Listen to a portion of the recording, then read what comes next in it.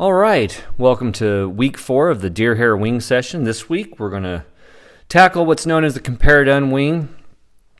Originally it was called an arc or arch wing because the wing sits in a semicircle fashion, kind of like so. And we're going to tie 2 different flies here, but they both involve the same wing. This is what is considered more of like a sparkle dun. It's typically in light olive is what you'll see if you Google it. And then more of a traditional Comparadun with a forked tail. I'll turn that to the side so you can see, and I'll show you how to fork that tail nice and easy. And then obviously we'll have one wing exposed with wing buds like we did last week, and on this one the body is concealed, or the deer hair is concealed in the body. So we're going to really lean heavily on what we did and learned last week, and with a focus on how to now take our front-facing wing that's in a merger style and now get it to pop up into an arch, which is really not too far off from where we were last week. So I'm going to go ahead and get this guy out of the vise. Now you can tie these in a ton of colors just by changing your thread color. We're going to use thread for the body this week, but you could use a body wrap like turkey. You could use quills. Like biots, I'd rather. You could also use quills, like turkey quill or any sort of winged quill. You can also use dubbing. Really up to you. And the fun thing about this fly, with just like a lot of them, is whatever color you want it to be to match what's happening around your area, you can absolutely do. So to get this one started, we're going to start our thread about 2 bodkin widths behind the eye. On the next one, we're going to move that back a little bit, and I'll show you why. But I want to have an extra long tag to start with. And so when I tie this on, I'm just going to tie this on, and I'm going to double check my distance. It's always good to make sure you're checking that, just to make sure you're within range of where you want to be, especially when starting out. But we're going to take this, we're going to, just like we did last week, we're going to lift up and let this thing slide our thread right into place for us, keeping the thread on top of the hook shank until we get right to the bend or where the barb would be on a barbed hook. This is obviously a barbless hook. And I'm going to clip that out of the way, and I'm going to tightly bring this forward. Excuse me. So for the tail, normally you're going to find things like microfibbits used here, or coq de leon, some kind of fiber that's a little bit stronger, tougher, and stiffer than deer hair. But since we're in a deer hair session, we're going to use deer hair. Now these fork tails are typically tied between 2 and 8 individual fibers, just meaning there'd be even amounts off of either side. So it's 2 per side, 3 per side, 4 per side, that kind of thing. And you can really choose. You're not going to see many bundled tail fibers like we did with these guys here on the tilt wing, where there's a whole huge bundle of them. You're not going to see that really on a Comparadun, although it's fly tying and you can really do what you want. So you're going to take your measurement for your tail. We're going to line it up right across the top of the hook shank. We're going to transfer the distance, in this case over to my left thumb, left index. And I'm going to place this right on top, right above the thread where I ended my thread. And the reason we're doing it this way is just simply because when I pull down on this thread and you have loose tips, whether it's out front or the back, what's going to happen is it's going to flare. Okay, so as we tighten this down, it flares open. So as we tightly wrap back, we're going to stop wrapping tight when we get to about a bodkin width right at that tail, and put in loose wraps. And you can actually spiral wrap this guy forward. Oh, we got a fiber getting trapped along the side there. Don't want that. Or you can tie it in nice and tight. It's up to you right now. And so as I get back to the back here, I'm just going to place loose wraps over to finish off getting my tail to sit. And then what that does is it gets my tail to be more in line with the hook shank. Okay, and that's what we want. So again, as we're coming forward, do a couple loose wraps. If you need to unspool, like we talked about last week, use your fingers to unspool your thread. Don't yank down, because then what happens is that all that tail fiber is just going to pop. It's going to pop all open, and we don't want that. We want to be able to control what we're doing. Now on my way back forward, I'm just going to do nice tight touching turns all the way back up to the head here, or where call it the head, but where our fibers are sticking out. And now we can just go ahead and come in and trim those guys out. Nice and close. Now this part gets a little tricky because we got to divide these evenly. Okay, so in this case I think I've got 4 per side. I'm going to try to do the best I can. It's a little bit difficult with stuff in my way, but we're going to take these and see if I can get an even amount on either side, which I think I have right there. Right, 1, 2. Nope, this guy needs to come over. See if I can. You need to take your time. So now we're going to bring up our tag right through the middle of it, and we're going to pull forward. Now, the more you pull, the more it flares. You can see with tension it pops open. Without tension, it stays down. But what it's doing either way is it's putting a gap in between here. You can see how the tail's kind of like in this V shape.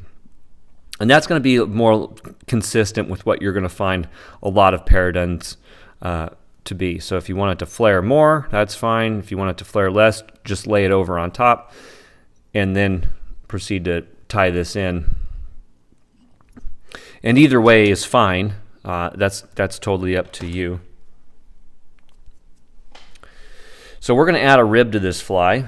You don't have to, but we're going to just for some fun. And I'm just going to take a piece of my Flashabou. You can change the color. I meant to grab some gold and forgot and just grab the pearl. Gold would look good on this one. But you can really do whatever you want. So once I've captured this, I'm just going to tightly wrap, bringing it down underneath to the bottom side of the fly. Again, when you get back to this back section, loose wraps over because it'll still flare the tail. And we don't want that. So now we can go back to wrapping tightly. And you should have a fairly symmetrical body at this point. Should be fairly symmetrical. Now, one thing we can do to help secure not only the Flashabou, but also to help prevent water from getting into the thread and waterlogging the thread is just taking a good super glue and brushing it along the body and allowing it to absorb into the thread. And before we wrap it, we're just going to give it a minute, let it start to really soak in. And if it puddles up a little bit, it's not a big deal. Don't worry about it. Try to avoid using like UV resins, excuse me, and stuff like that right here. UV resin adds a whole lot more weight than you may or may not be aware of. So now I'm going to take my rib and just start to work it through that glue, and we'll dab this all off in a minute. But the whole idea here is now this Flashabou is totally encompassed in glue, and that thread has got some nice support, and it's had the glue's helping take up the space from where water could leach in. So I got a little tongue-tied there. And so we're just going to go ahead and tie this guy off and reverse it to the back. And now we'll trim this out of the way. And you can take your finger and just dab the glue off. And so now we have the back end of our Comparadun built, and that glue will eventually dry. Next, what we're going to need to do is grab a little bit of wax. We got to put a little bit of a dubbing ball here in the back, and that's just going to be so that it helps conceal underneath the thorax. I'm going to go back with my dark hare's ear, my chocolate hare's ear enhanced. And what I'm going to do here is I'll just show this. I know a lot of people have a hard time dubbing, and this is a situation where the dubbing, we need so very little that I'll show you this dubbing technique. Now, some of you may know and some may not, but we wax the thread, and then we just put the dubbing on the thread. We're not going to twist it or nothing. Now, you're going to choke up on your bobbin so that your bobbin comes really close to where that dubbing ends. I'm going to turn this to the side so it doesn't hit anything, but then we're just going to twist and let it go. If you try to support your bobbin in any way and not just let it do this like little tornado, this doesn't work as well. So if you start to support it, see I'm supporting it now. I know you can't see it, but I am, and it doesn't really twist. But if you just let it ride, then it's going to twist. Now this little technique works really well for natural dubbings like this. You can get it to work with synthetics too, but on smaller flies, this works real magic. So once it started to naturally twist up, which this one has, now take it and twist it together. And it's going to dub itself almost for you, really. Okay, so we covered that. Now we're going to build this little dubbing ball. A mosquito buzzing in my face here. That time of year, I guess. We're going to build this little dubbing ball right here in the back, and we want to build it up just a little bit. This is going to do two things. This is going to help provide a prop for our wing to set against, and then it's also going to help build this thorax area so that when the silhouette from underneath is not going to see a gap to expose the bottom of that fly. So we need to clean and stack our wing, and I've already done that here, so this would be a good place to pause if you're ready to move on to the wing. So I've already cleaned and stacked this guy a couple of times. I'm just going to get my hands back on it now. Now, when you're first starting off doing these wings, I'm not going to do it again. I played with it. When you're first starting off doing a Comparadun wing, I recommend you err on the side of small. So you'll find it's easier to put in a very sparse wing here than a thick wing. A thick wing can be really difficult to do on these if you're not used to doing them. And so the better you get at it, maybe, excuse me, maybe go ahead and add a little bit of deer. So when you're pulling this out, make sure you're pulling it so your tips are coming forward out of the chute.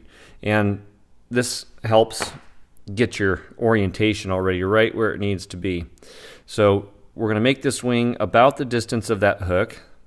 I'm going to put this right on top of my dubbing ball. Now this part you want to have a decent amount of thread pulling out, so I'm going to do 2 loose turns, 2 loose pinch wraps, just let that fall down. And just like before, we can just take that and put that thread down right, I lifted up to show you, but you're going to put that thread down right on top of where the front side of that dubbing is. You can see how I'm lining it up there. Okay, I'm going to have to do this fast, I can't do it slow. Try to do it slow in another video and it just would not work. You can also do the elevated pinch wrap here if you need to. I think I choked up too much on that wing.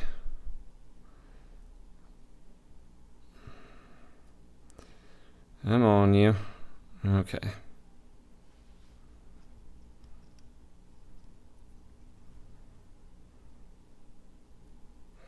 And you can just pull down and get that wing to flare open. That's actually going to help us out there.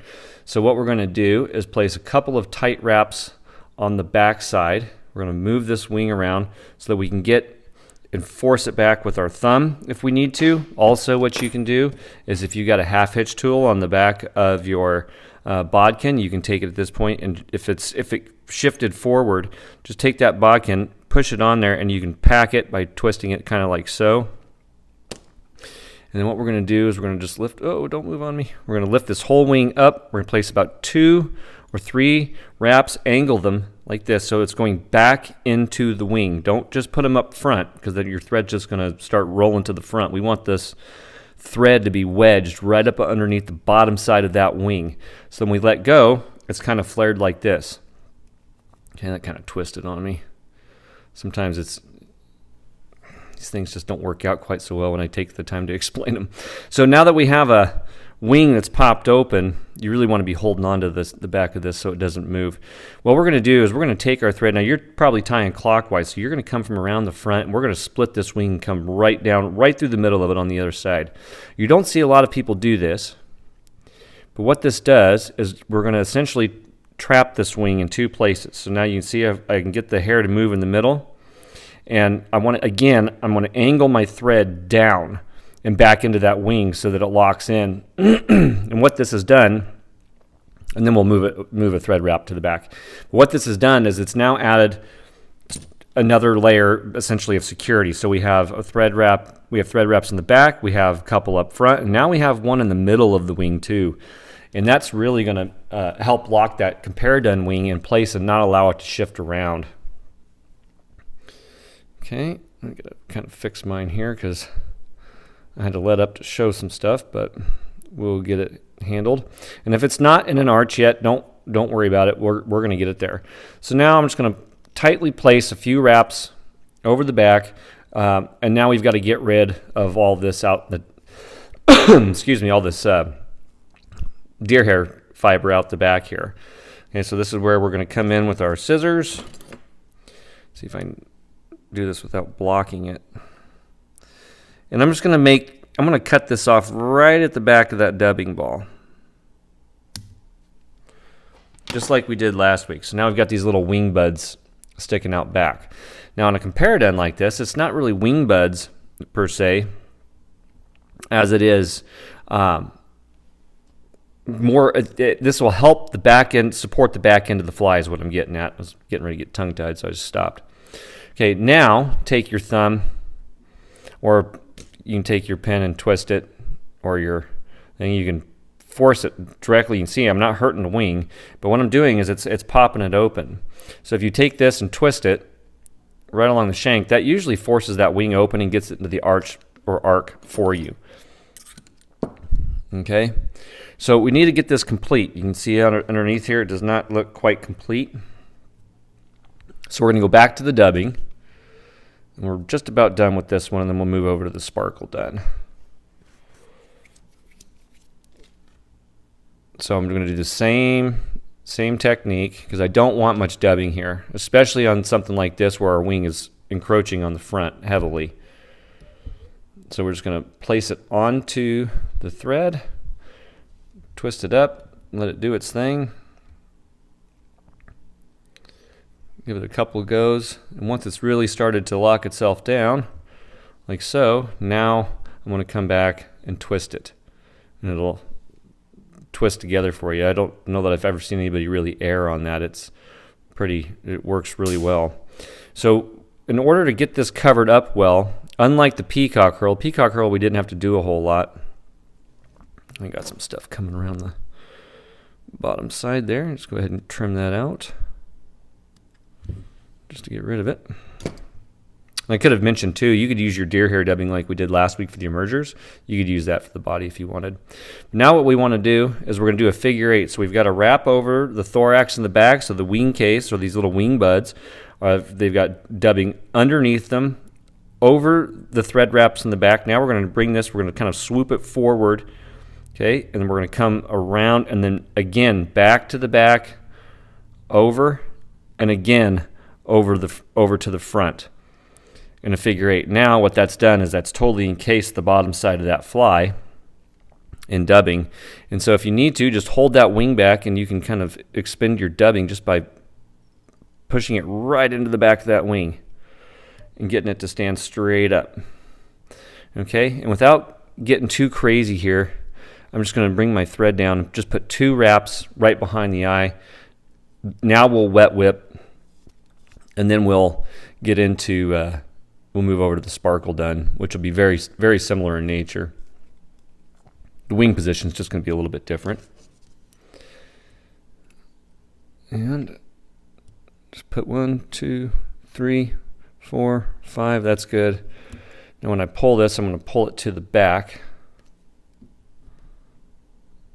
Okay, I just popped it off. That's good. So now we have our fly. Now I'm going to pull this out so you can see it. Now on these things here, some people prefer this wing to sit more like a V, like it is now. Okay? The main thing you've got to take in consideration is that wing is evenly distributed on top and or across. So it's going to be hard to do this, but you can now just take your fingers and pull that wing into the full semicircle. It's normally that you normally see on a lot of Comparaduns. And you want to just try to make it even as possible. Sorry, I'm going to do it where I can reach it. And so we have something, you should have something that looks about like that. And last but not least, if you want to add your legs, all you need is a little toothbrush or a pick of some kind. Velcro works. And we're going to just brush the bottom of that dubbing out a little bit, and it's going to help drop down. Let's see, I've already got some there, but it's going to help drop down some legs.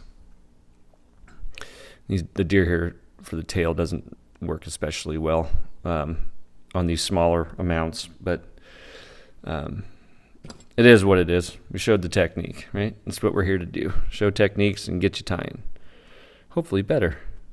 There you go. You can just kind of come pick it out, and now you've got some little legs dangling in the water. So now you have a nice buggy fly with the wing in a forward position. Now being in the forward position, it can face plant the water a little bit more easily. So it's just something you're gonna have to get used to casting if you're gonna fish them.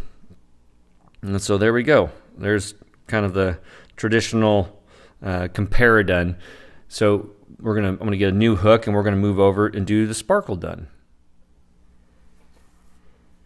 Okay, so now we're gonna move in and do a sparkle dun. The wing is the same; it's a Comparadun wing, but the way we encase the body is gonna be like what we did last week. So we'll get to kind of put all this together here. I'm gonna start my thread at the back of the thorax, so I've got a solid 3 bodkin widths behind the eye, and sometimes you'll see this referred to more as what's called a thorax wing, just meaning the wing is sitting further to the back. And they're usually right at the back of the thorax, right about where my thread is now. And you still have all this room up front. It's an older style technique. Obviously it works. It's worked for a long time. But we want to make sure we have this extra stuff up front, where we're going to place the wings is going to be just a touch different. So we can clip out that tag whenever you are comfortable. We're going to go ahead and finish wrapping to the back, right where the bend is, or if you're using a barbed hook, have this drop down right on top of where your barb would be. And then we're going to come back forward, nice tight turns, and we'll just stop right here. So I've already cleaned and stacked my wing. Looks like I got a few stragglers here. That'll be okay. And we want to make sure we've got the distance of the shank for the wing. That's going to be pretty good. And again, we're going to place it right on top, get some extra thread, 2 loose pin traps over, just let it drop down right into place. And you can pull down to get it to flare open and up. Both is good here. Getting it to do both is good here. And we're going to place some tight turns in the back. Okay, and now we need to force this up. So we can take our tool, force it up, get some thread wraps to the front.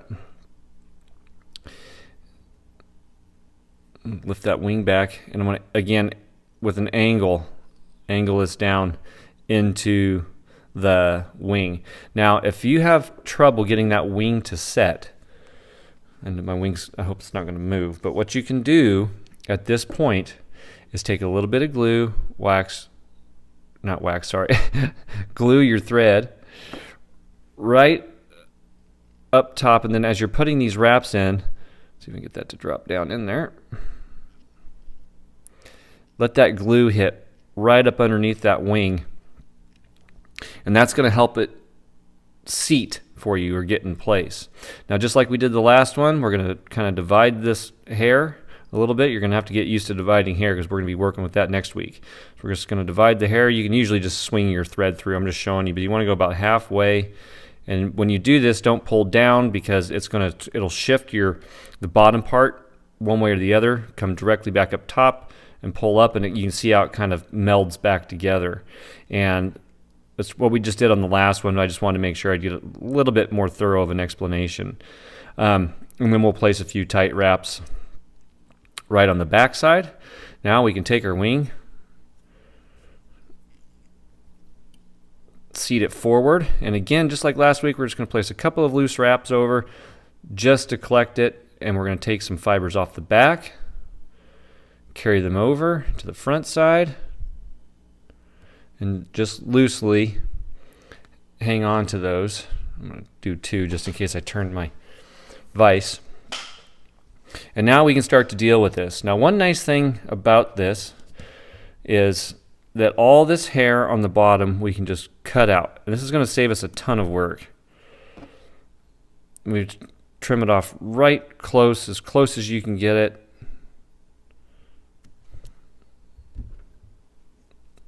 And then we're going to do the same thing on the sides, right up into that thorax. I'm going to go this way so my thread doesn't fall off by mistake.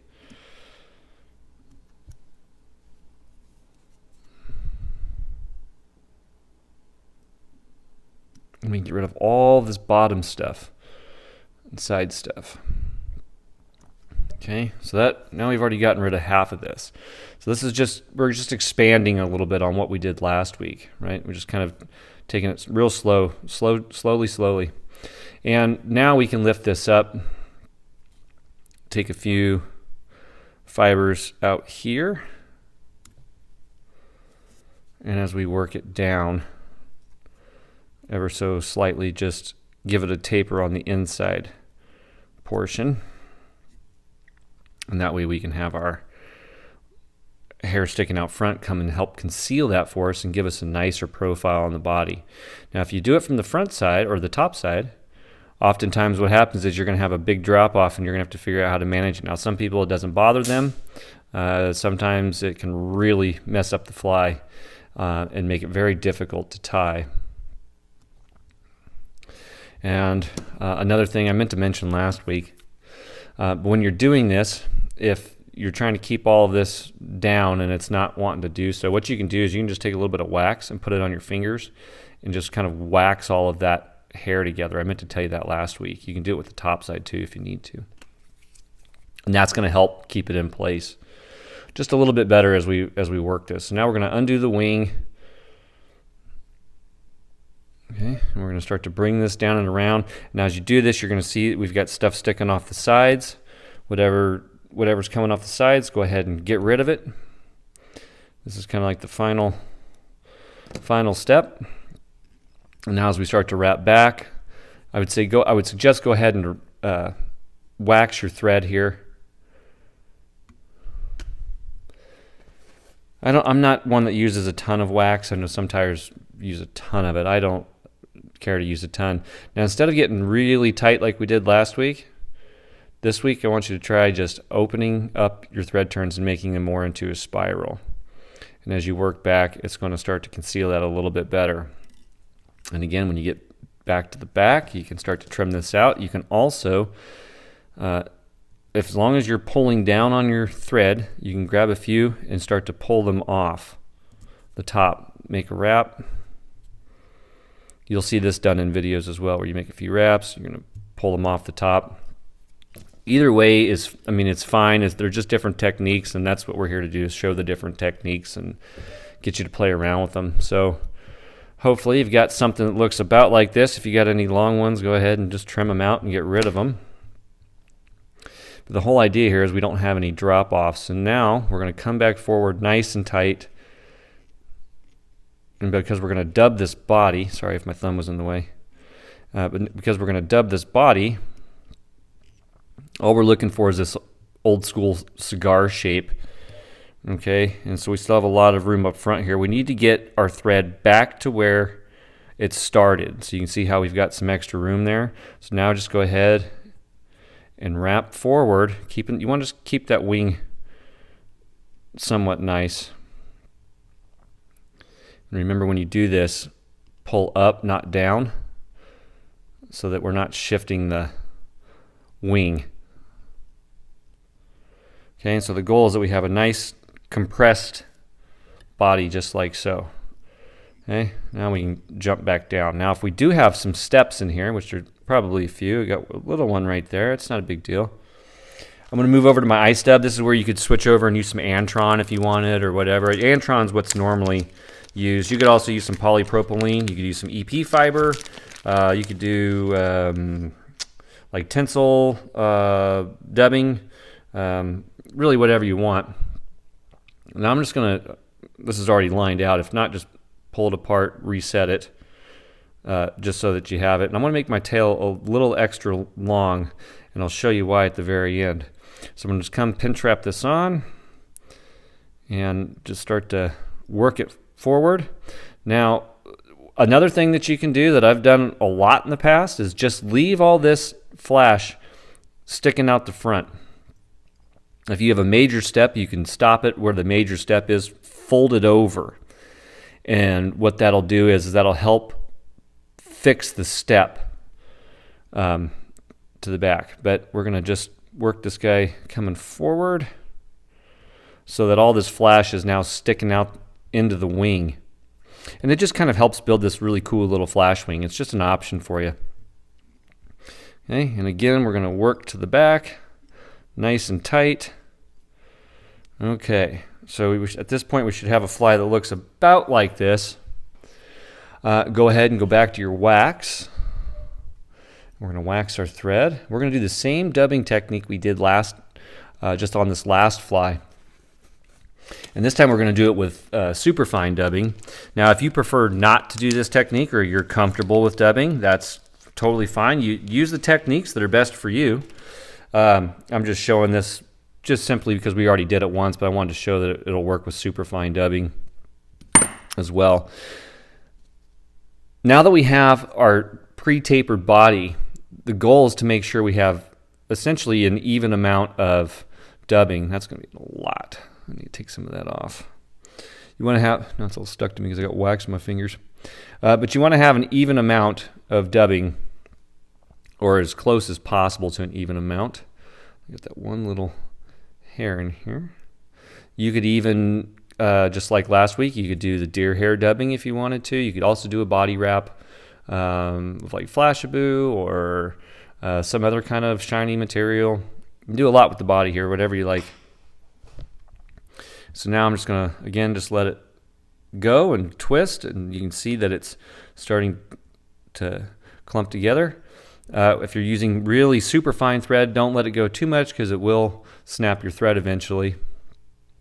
And now I'm just going to take my fingers and dub the thread together tightly. Okay, and I'm going to take one turn to the back, and now I can really tighten it because we've trapped the dubbing. And I'm just going to sort of methodically work my way forward. And you want to butt each wrap up to the previous wrap, or even over onto it ever so slightly as we work this guy forward. Okay, and I'm going to need to do just a little bit more here.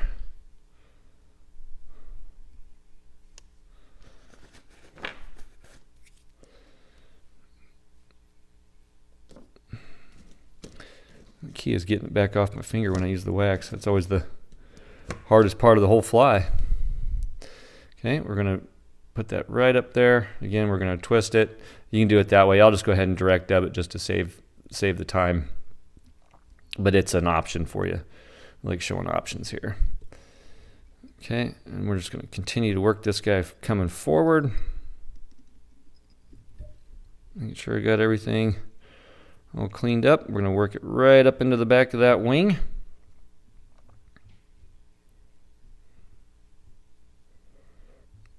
Okay, so hopefully we have this nice little torpedo body. Now again, we're going to take let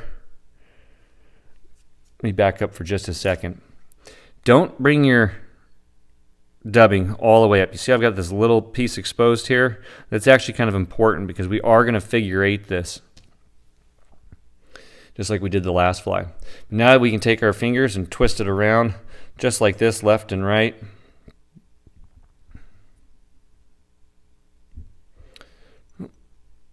There we go. There we go. When we twist it left and right, you can also take your half hitch tool or an empty pin and start to push it and flare it open just like so, and you'll see that it's starting to bring this arc shape in, or arch shape in, or the classic Comparadun shape is what everybody calls it. So now, if you're still having problems with your wing, you can go ahead and use that glue trick again and grab everything, force it right back in underneath there to get this guy to sit up. I've got a full wing here, so don't be afraid to loosen up. Or not use quite as much deer hair to get going. We got plenty of things like floating and other things to help suffice and keep our flies up nowadays, so you don't have to start with a full wing. So now once we have it pretty much opened, We just got to build a little bit of a prop. So we're going to go back to the dubbing, back to the wax. And the better you get at this, you can sometimes just do these things in like one shot. Right? You can just dub the whole thing in one shot.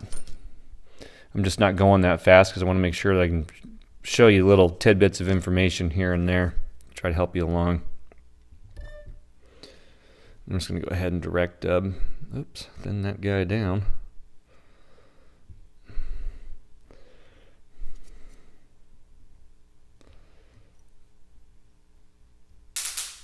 Yeah, another bug bites the dust. Okay.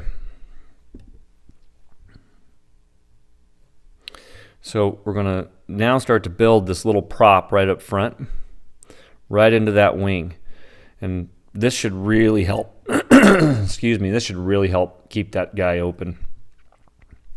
Fingers are full of wax. I'm sticking to them now. Speaking of sticking to it, if you're having problems with your deer hair sticking to you, use a dryer sheet. I meant to mention that in week 1. It'll help take the static out.